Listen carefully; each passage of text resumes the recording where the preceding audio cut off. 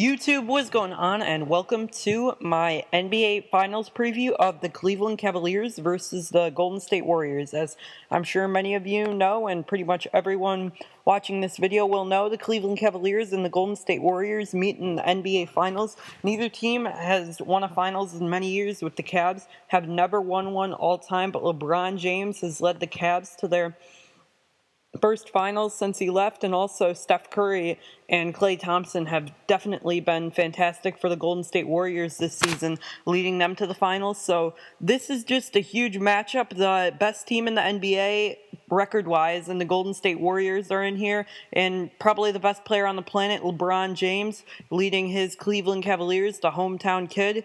He has led them to the NBA Finals, so this matchup is just really exciting, and I'm going to break it down in this video. Now, I'm starting off with the guards, and then I'll be moving down to the big men and then to the backups. So, at point guard, obviously, I believe the Warriors have an advantage. Steph Curry was the league MVP, and he's just been a beast. But Kyrie Irving has been hurt throughout the whole playoffs and banged up, and he really needs to be healthy for the Cavs to have a good shot at winning this finals, because he can run the offense really well. He has really good dribbling moves and is able to score with the best of them in the NBA. So he's just a really important player for the Cavs to have. And if he isn't healthy after all the rest, then it's really probably more serious of an injury than we thought before. But yeah, I believe that Steph Curry will win that matchup, and Kyrie Irving's health is a key factor, but Steph Curry's just going to be too much in that position. But then we go down to shooting guard, and another injury question occurs as we have Klay Thompson, who just suffered a concussion. He is cleared to play in Game 1, so that's good for all Warrior fans. But for the Cavs, Klay Thompson is just a deadly shooter. Him and Steph Curry make up the best shooting backcourt in the NBA, and arguably one of the best all time. So yeah, J.R. Smith and Iman Shumpert definitely have their work cut out for them on the defensive end for them to really compete with the Splash Brothers. But I believe that J.R. Smith and Iman Shumpert can definitely contain Klay Thompson. Iman Shumpert seems like a little bit of a worse Klay Thompson, because they're both fantastic defenders, and Iman has been shooting the ball really well in the playoffs, and Klay Thompson is just one of the best shooters in the NBA. Klay is obviously a better polished scorer than Iman, but that's where J.R. Smith can come in. He's a really streaky shooter, but definitely when he gets it going, he can light up the scoreboard, and that's going to be really what the Cavs need in a couple games for them to get over that hump and maybe steal a road game. But now we go down to small forward, and it's going to be LeBron James for the Cavs. He's just the best player on the planet, which is just a general opinion, and he's an absolute beast. He's been going ham in the playoffs. He's averaging like 30 points, 10 and a half rebounds, and like 7.5 or 8 assists. So he's really been lighting up the stat sheet for the Cleveland Cavaliers and has led them to many playoff moments, a big clutch buzzer beater to beat the Bulls in Game 4 when it was kind of looking a little doubtful for the Cavs. It was getting a little close with the Bulls, and he brought us back with a buzzer beater, and that got us the win. But on the Golden State Warriors side, you have Draymond Green, who was the runner-up for the Defensive Player of the Year, and I don't believe he's quick enough to be able to stay with LeBron James all game. So even though he is the runner-up for the Defensive Player of the Year, I don't see that much of a problem for LeBron, as he's definitely quicker than Draymond and more athletic. But Draymond Green is a fantastic player for the Golden State Warriors. His defense is just so critical for the Warriors, and he's just what they need with his defensive presence. I believe he hits free agency this year, but there's no reason for Draymond to leave Golden State. It's a fantastic situation for him and the franchise. They need him as much as Draymond needs Golden State. So that's going to be a really interesting matchup to see how much Draymond can slow down LeBron, because you're definitely not going to stop him. LeBron and Steph Curry are going to go off some nights, and there's just nothing you can do about it. Now we go down to power forward, and I'm actually not sure what the Warriors are going to do with Tristan Thompson now in for Kevin Love. As the Kevin Love injury is a really key point for me, because I think with Kevin Love healthy, the Cavs would actually be a favorite in this series. After both teams struggled in the conference semifinals, both teams had a fantastic conference finals. They just breezed through the Houston Rockets and Atlanta Hawks respectively. But without Kevin Love, the Cavs don't have that stretch four that's able to knock down some threes. He's just a fantastic player, and that loss was just so critical for the Cavs as they started off slow without him.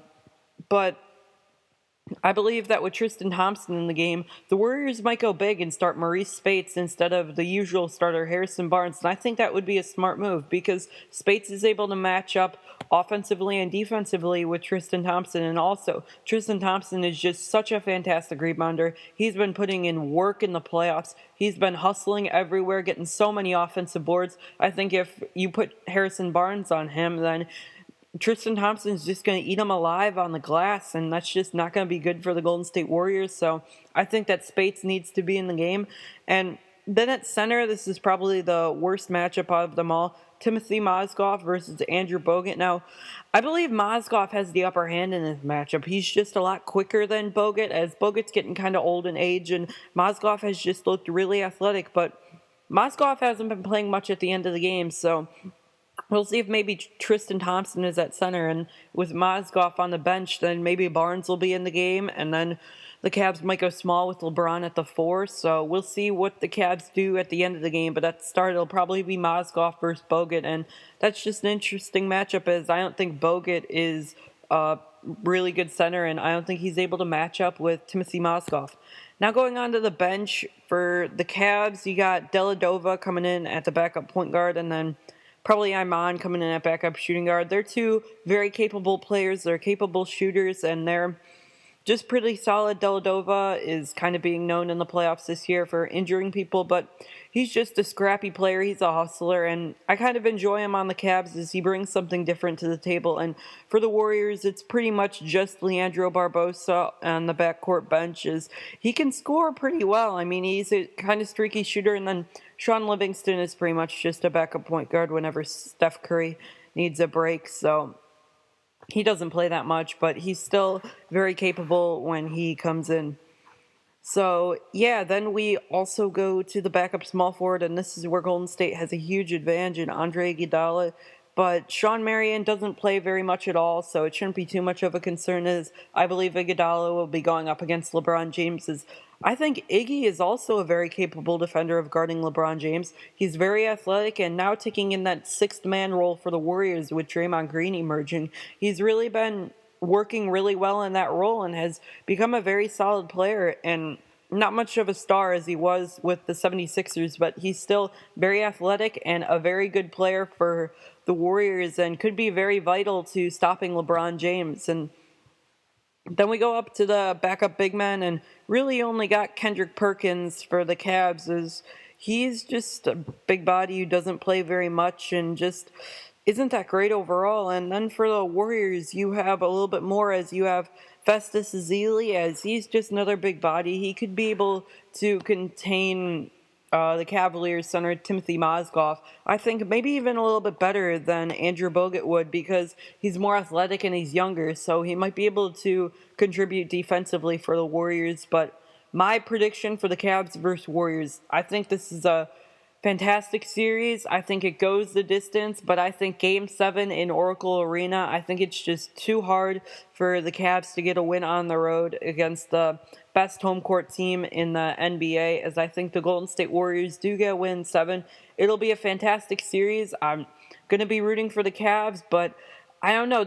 I feel like this is a pick'em NBA Finals. It could go either way, and I decided to go with the Warriors because I feel like whenever I pick against the Cavs or Ohio State, they seem to win, so hopefully that'll bring them some good luck and give them the NBA Finals. But I do think that Steph Curry and Klay Thompson will end up winning the NBA Finals this year. Should be a fantastic series. I'm really excited, and there will also be an Anderlecht Career Mode video coming out probably tomorrow.